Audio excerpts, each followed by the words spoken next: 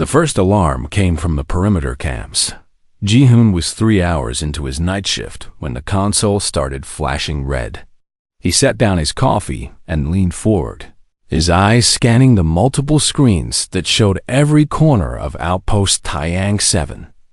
The mining colony sat on a rocky plateau, surrounded by metal barriers and sensor arrays that stretched for 2 kilometers in every direction. Something was moving out there. He tapped the screen to zoom in, but the image flickered and distorted. The sensors showed contacts approaching from the north, then nothing, then contacts from the east. It made no sense. Ji-hoon had been security chief for 3 years, and he had never seen the system behave like this. "Yuna, you awake?" He spoke into his comm unit. A tired voice crackled back. "I am now. What's wrong?" "I need you in the security center. The perimeter sensors are acting strange." "Strange how? Just get here, please." Ji-hoon kept his eyes on the screens while he waited. The contacts kept appearing and disappearing in random patterns. If this was an equipment failure, it was the worst timing possible. Outpost Taiyang 7 was the first human colony in the Helios Expanse, a region of space that 3 alien civilizations had tried and failed to settle. The area was rich in rare minerals, but something about it caused problems for alien technology. Humans, however, were stubborn. Where others saw impossible conditions, they saw challenges to overcome. Yuna arrived 15 minutes later, her hair tied back messily and her engineering jumpsuit half-zipped. She slid into the chair next to Ji-hoon and started typing commands into the console. "Show me the sensor logs," she said. Ji-hoon pulled up the data. Yuna studied it in silence, her fingers dancing across the keyboard. She ran diagnostic after diagnostic, each one coming back clean. "The sensors are fine," she finally said. "Then what am I looking at?" Yuna pointed at the screen. "That's not a malfunction. Whatever is out there is deliberately avoiding our detection. Look at the pattern. It's too precise to be random interference." Ji-hoon felt a cold weight settle in his stomach. "You're saying something is hiding from our sensors?" "I'm saying something is playing with our sensors. This is advanced technology, Ji-hoon. More advanced than anything the Cordothi or Selena or Drex have." Before Ji-hoon could respond, all the screens went dark. Then they flickered back to life, showing a single image on every monitor. Hundreds of shapes stood just beyond the colony's outer wall. They were sleek and tall, with bodies that seemed to be part metal and part something organic. Their forms shimmered slightly, as if they weren't entirely solid. "Wake Doyen," Ji-hoon said quietly. "Wake everyone. We have visitors." Within 20 minutes, the colony's leadership gathered in the security center. Doyen, the colony administrator, stood with his arms crossed as he stared at the screens. Nari, the xenobiologist, was already taking notes on her tablet. More people crowded in behind them, all staring at the impossible sight. The creatures outside hadn't moved. They simply stood there, waiting. "Has anyone tried to communicate?" Doyen asked. "Not yet," Ji-hoon said. "I wanted to wait for you." Doyen nodded and activated the external speakers.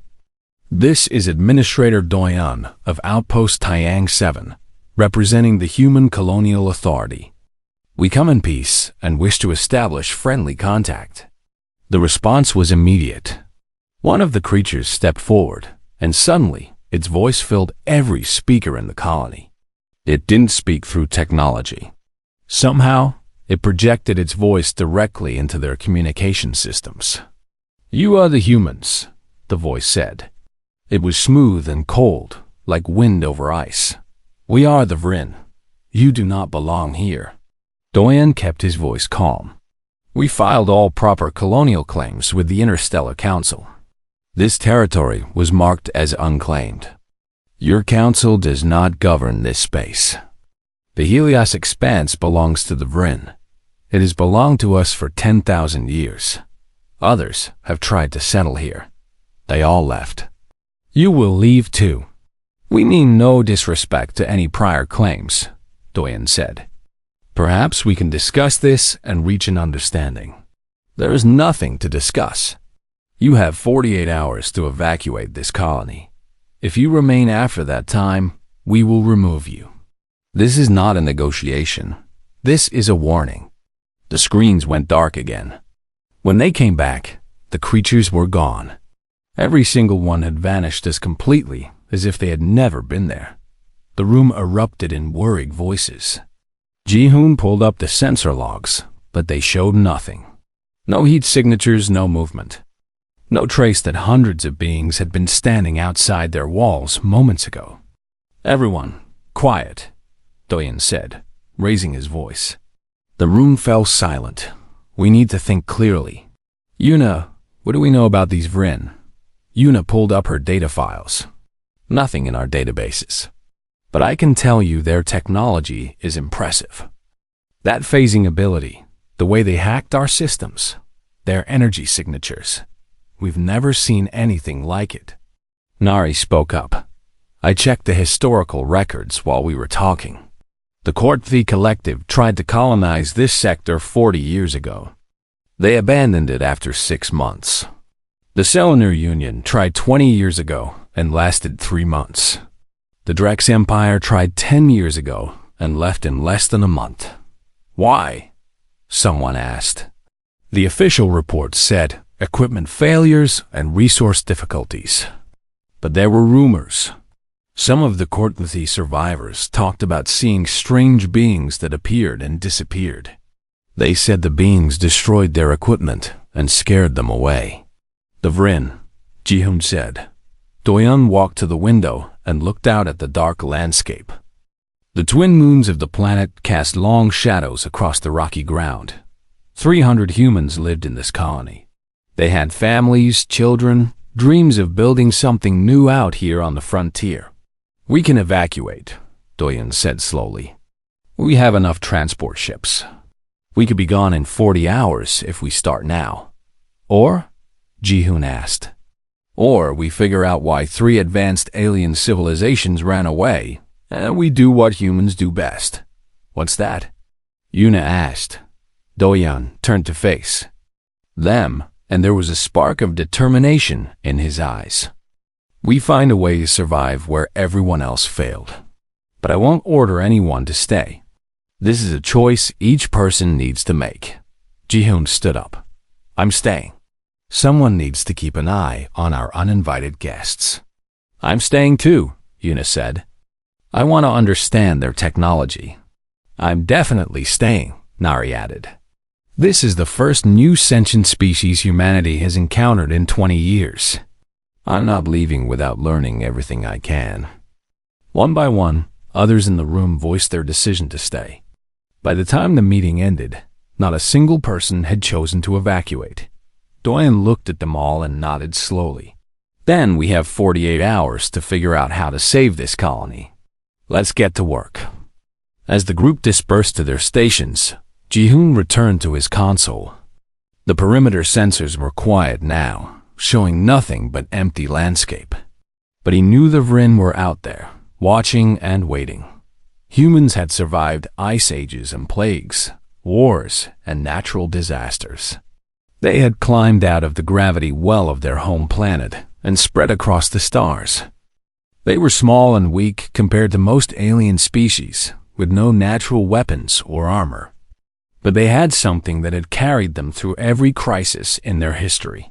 They had the stubborn refusal to give up, even when giving up was the smart thing to do. Ji-hoon smiled grimly at his screens. The Vrin had given them 48 hours. That was 47 hours and 59 minutes more than humans needed to start causing problems. The real question wasn't whether the colony would survive. The question was whether the Vrin were ready for what happened when you backed a human into a corner and told them they couldn't win. History suggested they weren't. The demonstration site sat under the harsh light of the twin suns. Doyen led the 3 Vrin across the rocky ground, with Ji-hoon and Yuna walking beside him. Behind them, Nari followed with a tablet full of data. The rest of the colony watched from the walls, holding their breath. The tall Vrin moved with an odd grace, its biomechanical body flowing more than walking. Up close, Doyen could see that the creature was beautiful in a strange way. Metal and flesh merged seamlessly, creating something that looked both ancient and futuristic. "I am called Calvin," the Vrin said without being asked. "I lead the Vrin in this sector. You are wasting my time, human." "My name is Doyen, and I don't think we're wasting anything." He gestured to Yuna. "Show them." Yuna activated her control tablet. The mining drones hummed to life, their anti-gravity systems lifting them a meter off the ground. They moved in perfect formation toward a rocky outcrop where blue crystal formations jutted from the stone. "What is this?" Calvin asked, but there was something in his voice now. Curiosity, maybe, or concern. "Watch," Doyen said simply. The drones went to work. Their precision tools extended, guided by sensors that could detect the crystal structures through solid rock. They moved slowly, carefully, cutting away the surrounding stone with laser precision. The human colonists had spent years mining in difficult conditions across a dozen worlds. They knew how to extract valuable materials without damaging them. Within 10 minutes, the first crystal came free. A drone gently cradled it in a magnetic field, holding it suspended without any physical contact. The crystal pulsed with that beautiful blue light, completely intact and undamaged. Calvin stepped forward involuntarily. The other two Vrin made sounds like sharp intakes of breath. "Impossible," Calvin whispered. "Not impossible," Yuna said. "Just difficult. We had to develop special shielding to work near these crystals. They emit radiation that interferes with most technology, but humans are good at solving problems like that." Another drone completed its extraction. Then another. Soon, a dozen perfect crystals sat in magnetic containment fields, glowing like captured stars. Calvin was silent for a long time. When he finally spoke, his voice had lost its cold edge. "How did you do this?" "We adapted," Doyen said. "It's what humans do. The Helios expanse is harsh. The electromagnetic storms destroy most technology. The radiation interferes with sensors. The temperature swings are extreme. But we built equipment that treats those things as features, not problems." "The Cordathy could not do this," Calvin said. "The Selena tried and failed. The Drex gave up quickly. They tried to force this place to work for them," Nari spoke up. "They brought their standard technology and expected it to work. When it didn't, they left. Humans don't give up that easily." Calvin turned to look at her. "You understand what these crystals are?" "Fossilized energy from an ancient civilization," Nari said. "They're incredibly delicate and incredibly powerful. You need them, don't you?" The Vrin was silent. Doyen watched the creature's face, or what passed for a face, and saw the conflict there. "Your people are dying," Doyen said softly. "That's why you chase away other species. Not because you're territorial, but because you're desperate." Calvin's hands clenched into fists. "You know nothing of the Vrin." "I know desperation when I see it," Doyen replied. "I know what it looks like when someone is protecting something precious. These crystals are more than just a resource to you. They're survival." For a moment, Doyen thought the Vrin might attack. But then Calvin's shoulders sagged, a gesture so human it was startling. "The crystals maintain our biology," Calvin said quietly. "We are biomechanical beings. Without the energy these crystals provide, our systems degrade. We die slowly, painfully. This sector has the largest deposit we have found in 300 years. But we cannot extract them safely. Every attempt destroys them. We have been trying for decades. And when other species showed up, you scared them away because you couldn't let them discover your weakness," Ji-hoon said. "We did what we had to do to survive," Calvin replied. "Just as you're doing now." Do-yoon took a deep breath. This was the moment everything depended on. What if we could help you? Help us? Calvin's voice was sharp with disbelief. Why would you help those who threatened you? Because threatening us and actually wanting to kill us are two different things, Do-yoon said. You gave us 48 hours to leave. You could have just destroyed us immediately, but you didn't. You warned us because you wanted us to leave peacefully. That tells me you're not monsters. You're just scared. We do not fear humans, Calvin said, but there was no conviction in his words. Everyone fears something, Una said. You fear dying out. We fear being driven from our home. Maybe we can both stop being afraid. Calvin looked at the crystals floating in their containment fields. What are you proposing? Partnership, Do-yoon said. We extract the crystals safely. You get what you need to survive. In return, you allow us to maintain our colony here. We share this space. The other species will not accept this, Calvin said. The Cordothi, Selena, and Drex consider this sector contested territory. If they learn that humans succeeded where they failed, they will come. They will bring fleets. Let them come, Ji-hoon said. We'll deal with that problem when it arrives. You are overconfident, Calvin said. Maybe, Do-yoon admitted. But consider the alternative. You keep chasing away everyone who tries to settle here. Eventually, someone will come with enough military force that even you can't scare them away. And when that happens, they'll discover your secret. They'll learn you're desperate and weak. But if you partner with us, Una added, you'll have allies. You'll have access to human ingenuity and adaptability. And you'll have a steady supply of crystals extracted safely. Calvin turned away from them, looking out across the barren landscape. The other two, Vryn, moved closer to him, and they seemed to be communicating in some way humans couldn't detect. Finally, Calvin turned back. If we agree to this partnership, we must have guarantees. The crystals are sacred to us. They are the preserved essence of the old ones, the civilization that came before us.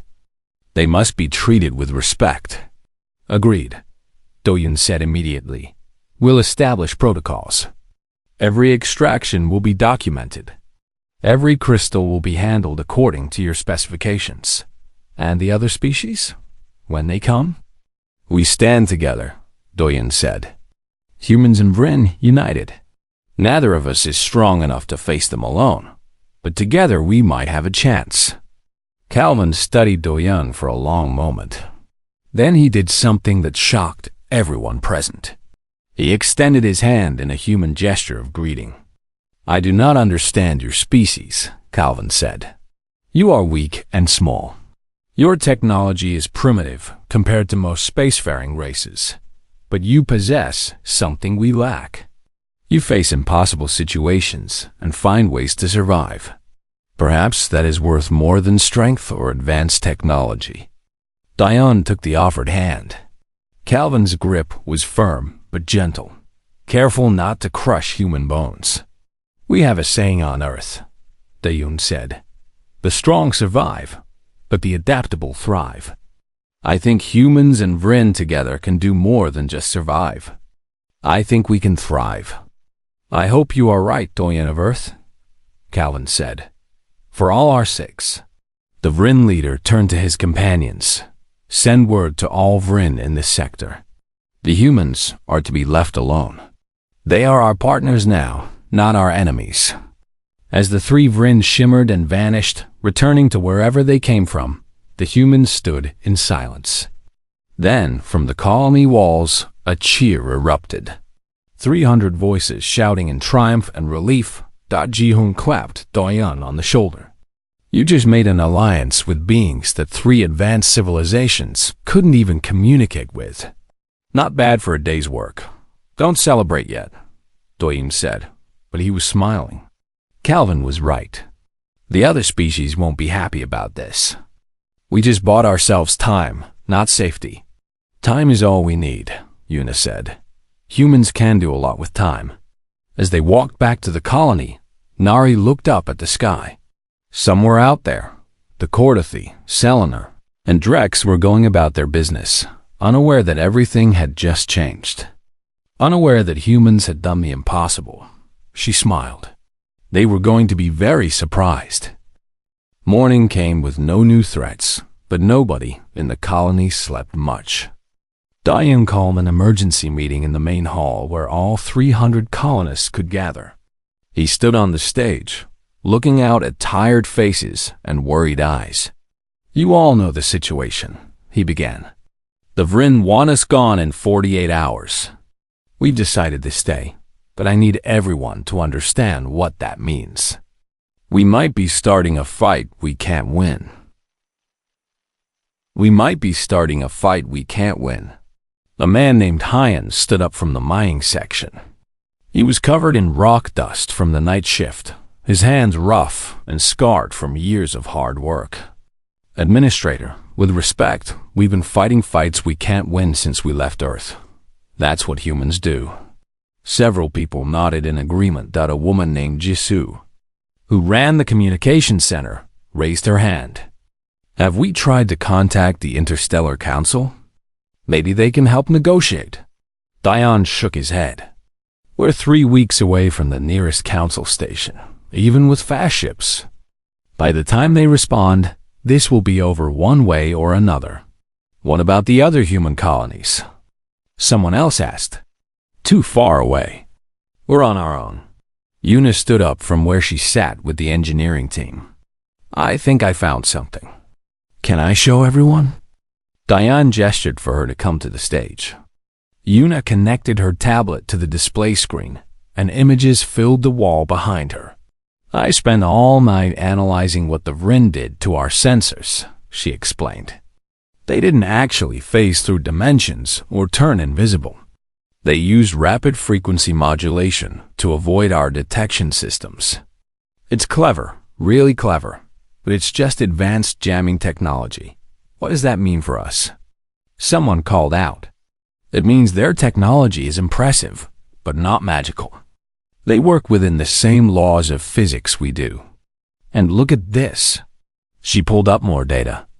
"When they appeared at our walls, I detected massive energy signatures.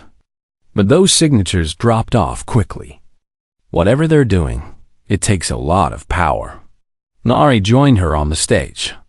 "I have something to add. I reviewed all the historical data about the previous colonization attempts. The Cordathy, Selenar, and Drex all reported the same problems.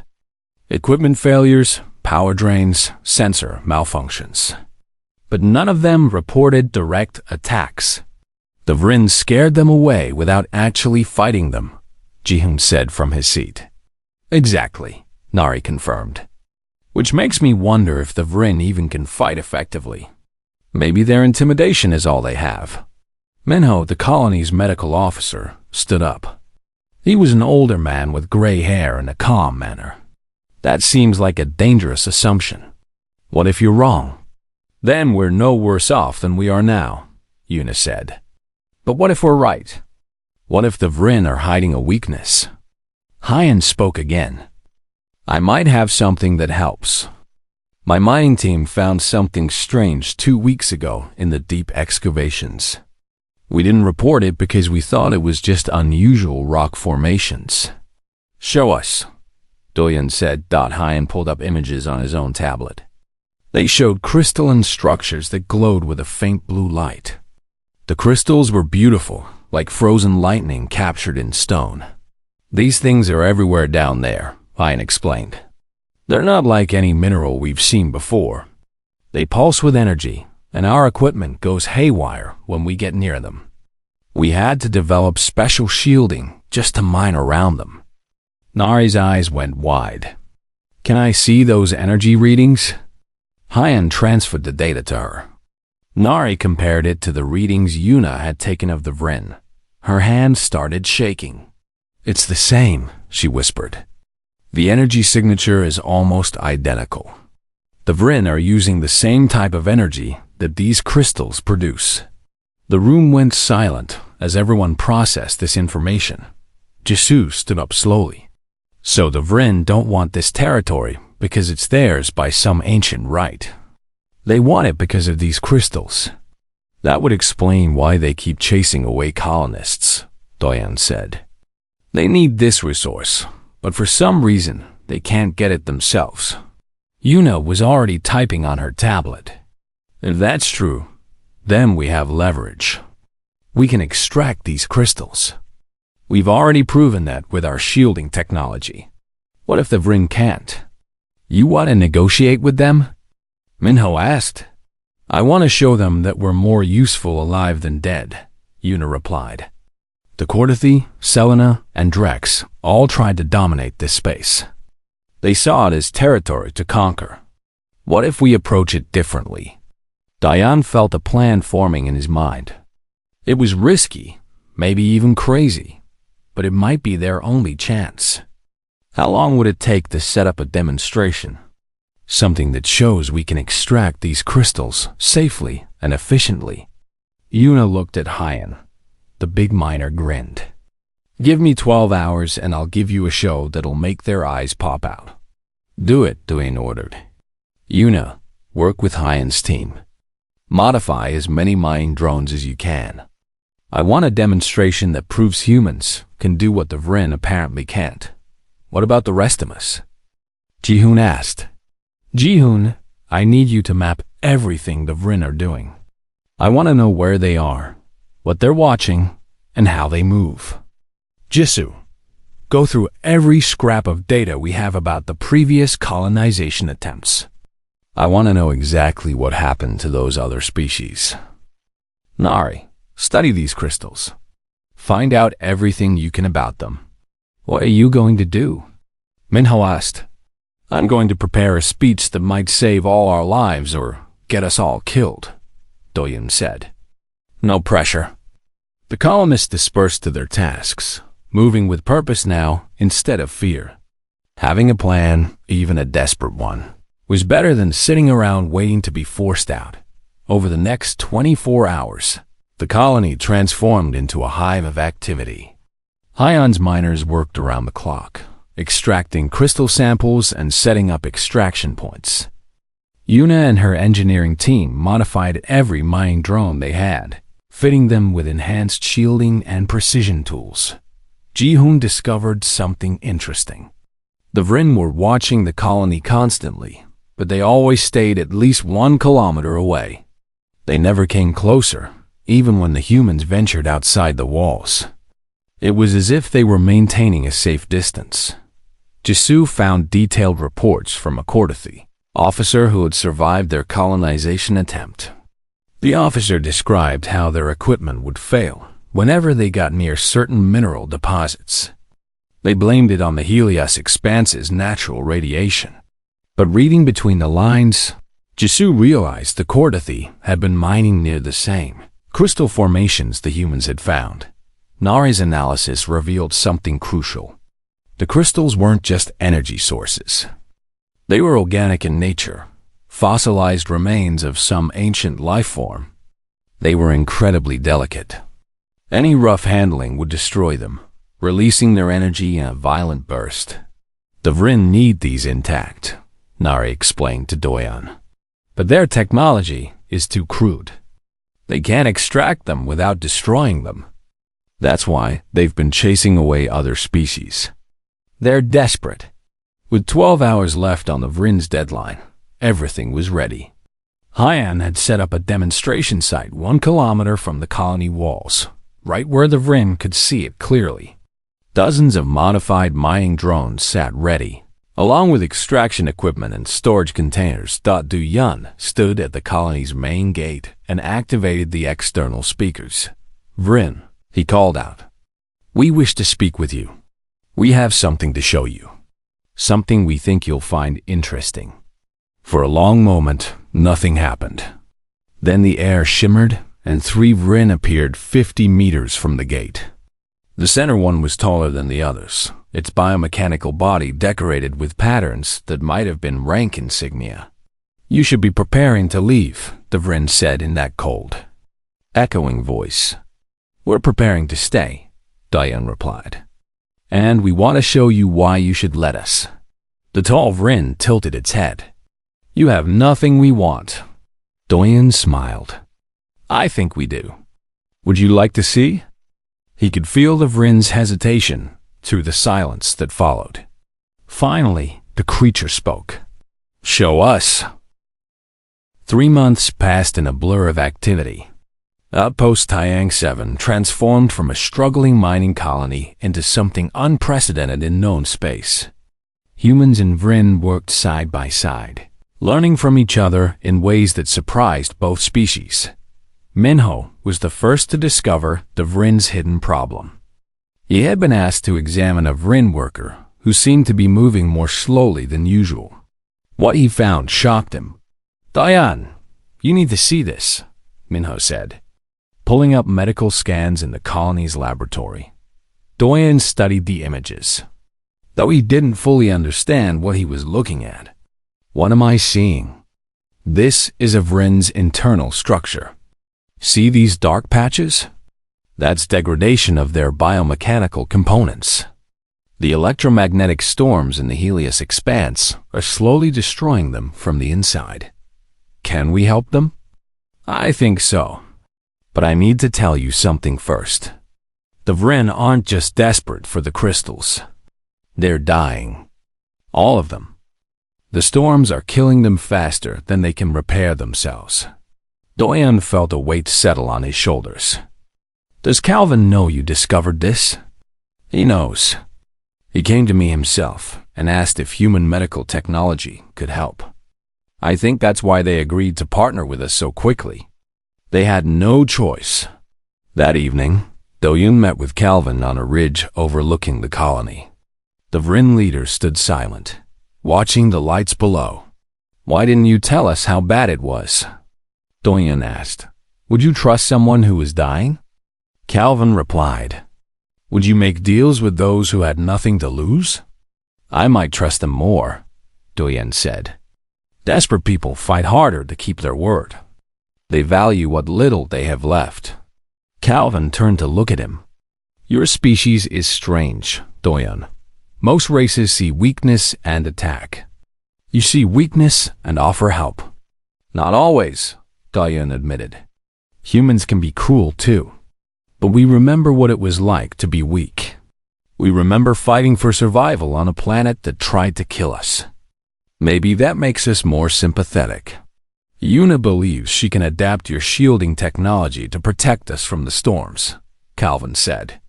Is this true? She thinks so. It'll take time, but yes. Them the Vrin are in your debt. Partners don't count debts, Doyen said. For the first time, Calvin made a sound that might have been laughter. You truly believe this partnership can work? I have to. The alternative is too depressing. As if to prove his point, the alternative arrived 2 days later. Jisoo burst into Doyen's office, her face pale. We have incoming ships. A lot of them. The long-range sensors showed a combined fleet dropping out of faster-than-light travel at the edge of the system. Cortothy, Selena, and Drek ships, dozens of them, all heading toward the Helios expanse. Ji-hoon gathered his security team, though everyone knew they couldn't fight a fleet. Yuna started emergency protocols to protect the colony's vital systems. Nari began backing up all their research data. Calvin appeared at the colony gates within minutes of the fleet's arrival. I told you they would come, he said.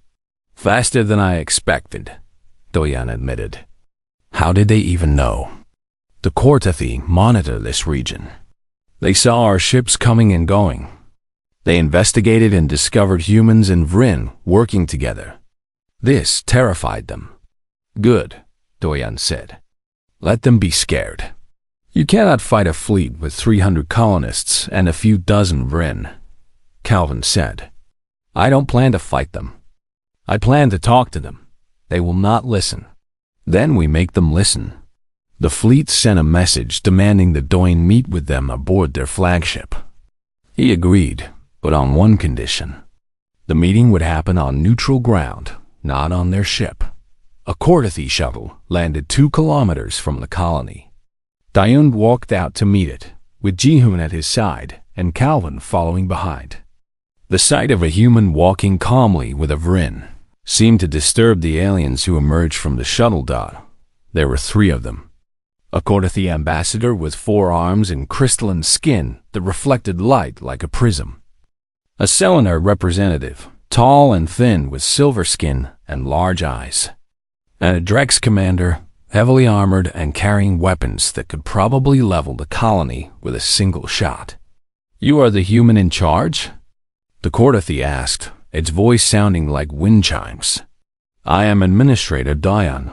This is Security Chief Jihoon, and this is Calvin, leader of the Vrin in this sector." "The Vrin are dangerous," the Selenar said, its voice high and musical. "They have destroyed colonies before." "They chased away colonies that were destroying this region," Doyen corrected. "There's a difference." The Drex commander stepped forward. Its voice was deep and rough. "You are playing with forces you do not understand, human. This sector belongs to the major powers. You must leave immediately." "Which major power?" Dion asked calmly. "The Cordothi Collective tried to settle here and failed. The Selenar Union tried and failed. The Drex Empire tried and failed.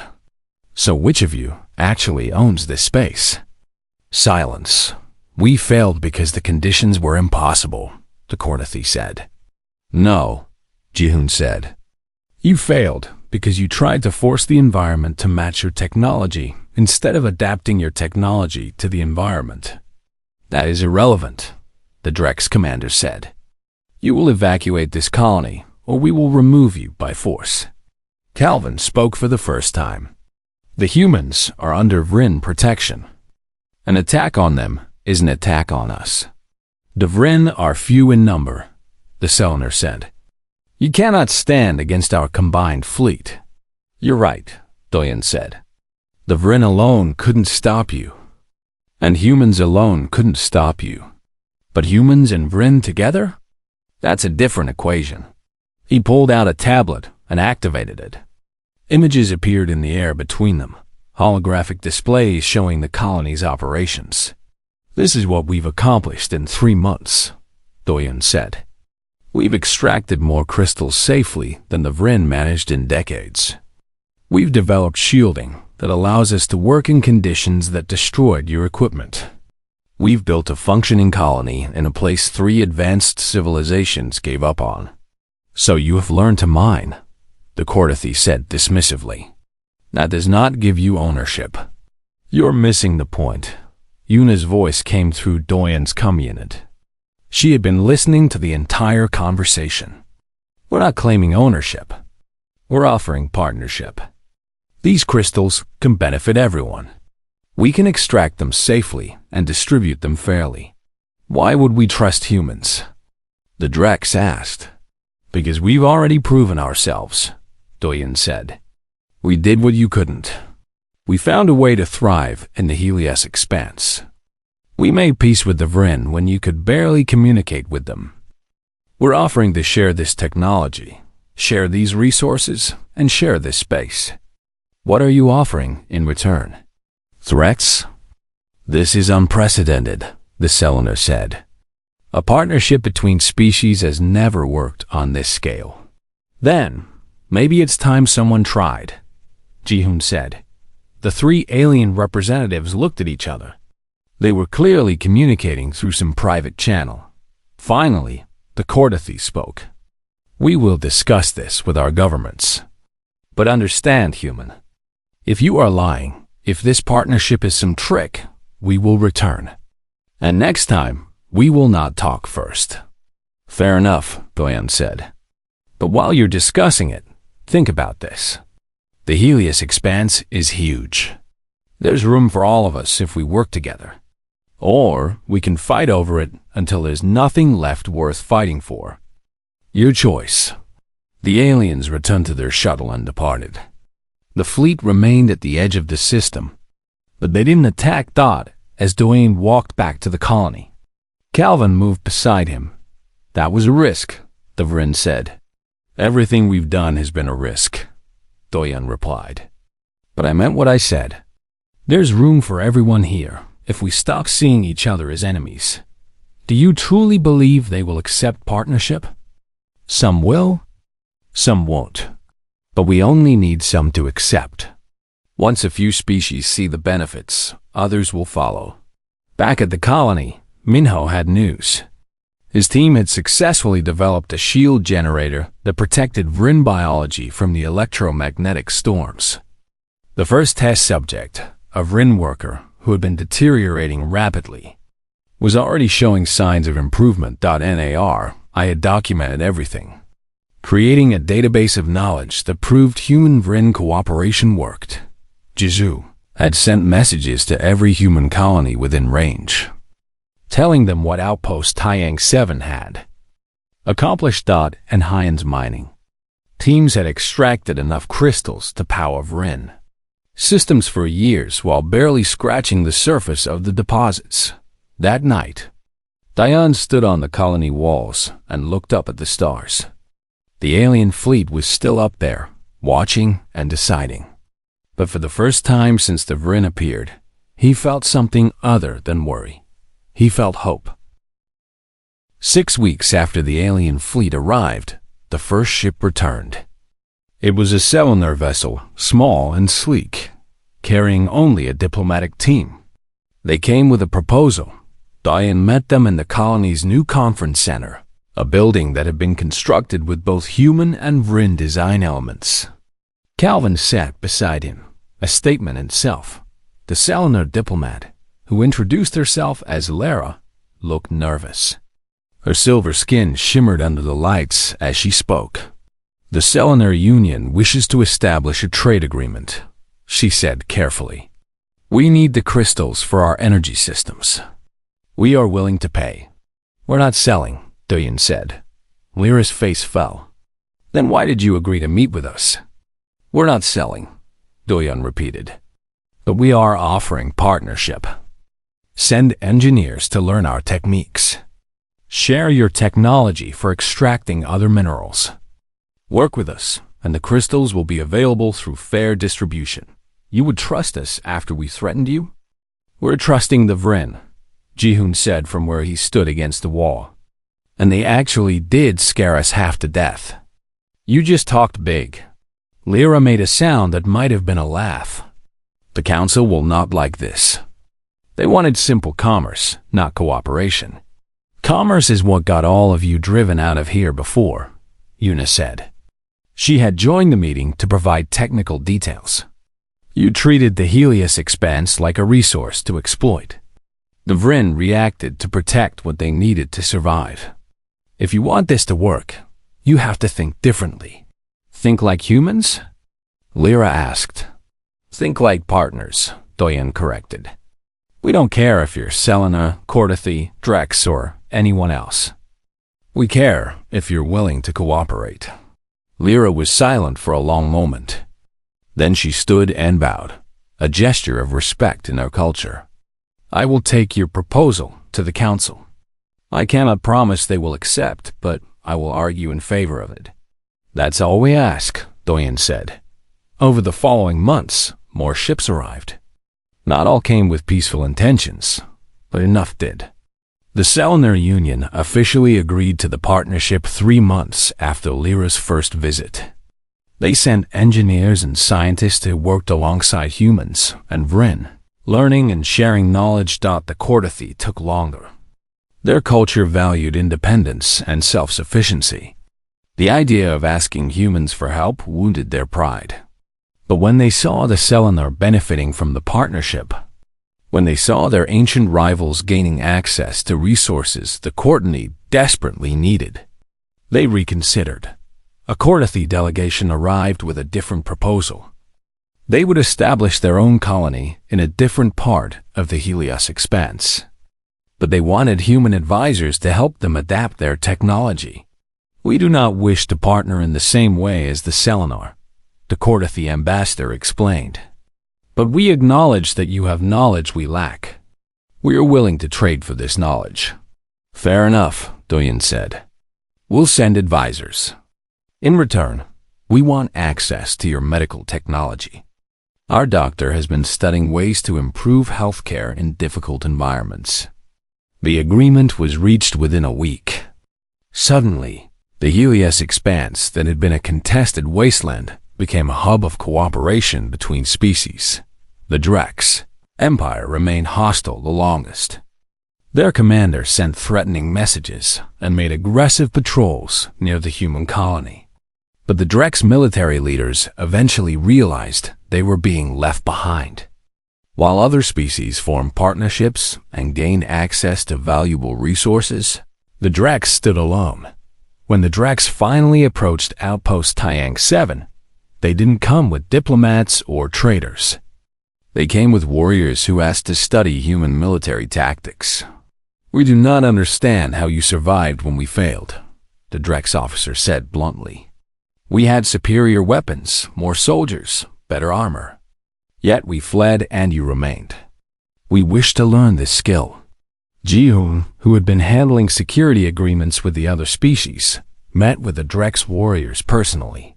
"You had better equipment," Ji-hoon explained, "but you didn't have better adaptation. When your weapons failed in the electromagnetic storms, you had no backup plans. When the environment challenged you, you tried to overpower it instead of working with it. This is weakness in Drex culture," the officer admitted. "We are taught that strength conquers all obstacles." "Sometimes," Ji-hoon said, "but not always. Sometimes the obstacle is too big to conquer. Sometimes you have to go around it, under it, or make friends with it."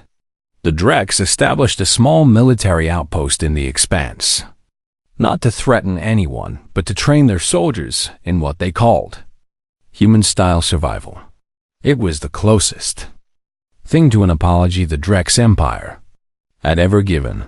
1 year after the first alarm came from the perimeter cams, Outpost Tiang 7 hosted a gathering unlike anything the galaxy had seen. Representatives from 4 alien civilizations sat together with human colonists and Vrin workers, celebrating the anniversary of the human-Vrin partnership.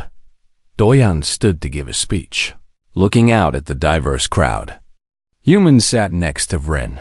Selenar engineers discussed projects with Cordothi scientists.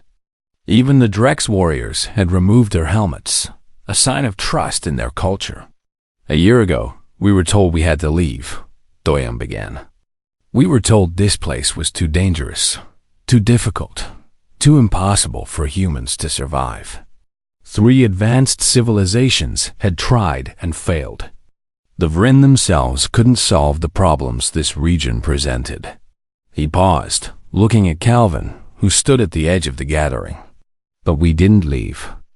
Not because we're braver or stronger or smarter than anyone else. We stayed because we're stubborn. Because humans have a long history of being told something is impossible and then doing it anyway." Some of the humans in the crowd laughed. Even a few of the aliens made sounds of amusement. "What we learned," Doyan continued, "is that impossible problems sometimes just need a different approach. The Vrin needed resources they couldn't safely extract. We had extraction technology. The Vrin had knowledge of this region's dangers. We had adaptation skills. Together, we could do what neither species could do alone. And that's the real lesson here. Not that humans are special, but that cooperation makes everyone special. When we share knowledge, share resources, share problems and solutions, we all become stronger." Calvin stepped forward to join Doyan. The Vrin leader's voice carried across the gathering. "I confess that I did not believe this partnership would succeed," Calvin said. "I thought humans were like the other species. I thought you would exploit us and leave when the resources ran out. I was wrong. The humans taught us something we have forgotten in our desperation. They taught us that asking for help is not weakness. They taught us that different species can work together without one dominating the other. And they taught us that sometimes the smallest, weakest species can be the one that saves everyone." Nari stood up from the crowd. "I want to add something. In the past year, We've documented 247 new technologies developed through cross-species cooperation. Medical advances that help both humans and Vrin. Mining techniques that the Cordathi are using across 3 systems. Energy systems that the Selenar have implemented in their fleet. Even combat strategies that the Drex admit are superior to their traditional methods. This is what happens when we cooperate, she said. We don't just survive. We advance. We grow. We become better than we were. Yuna joined her. Next month, we're breaking ground on a research station that will be jointly run by all 5 species represented here. We're going to study the crystals, the storms, and everything else this region can teach us. And we're going to share everything we learn. The gathering erupted in applause. A sound that translated across species, despite their different biologies. Later that night, Ji-hoon found Do-yoon standing alone on the colony walls, looking out at the lights of the new settlements that had sprung up across the region. Hard to believe it's only been a year, Ji-hoon said. Feels like 10 years, Do-yoon replied. Do you think it will last? This cooperation? Daeun considered the question carefully. I think it will have problems. Species will disagree. There will be conflicts and misunderstandings. Some partnerships will fail, but enough will succeed. And that's all we need. One successful partnership proves it's possible. 10 successful partnerships prove it's practical. And eventually, it becomes normal. You sound like you're trying to convince yourself. Daeun smiled. Maybe a little, but I also believe it. Look what we've built here, Ji-hoon. A year ago, this was a tiny human colony about to be wiped out. Now it's a meeting place for 5 civilizations. That happened because we refused to accept that working together was impossible. The first alarm came from the perimeter cams, Ji-hoon said quietly, remembering that night. I thought it was the end of everything. It was, Do-yoon said. The end of us being alone. The end of the Vrin suffering in isolation. The end of species treating the Helios expanse as unconquerable. And the beginning of something new. Exactly. They stood in comfortable silence, watching the stars. Somewhere up there, more human ships were heading to the expanse, bringing new colonists eager to be part of this experiment in cooperation.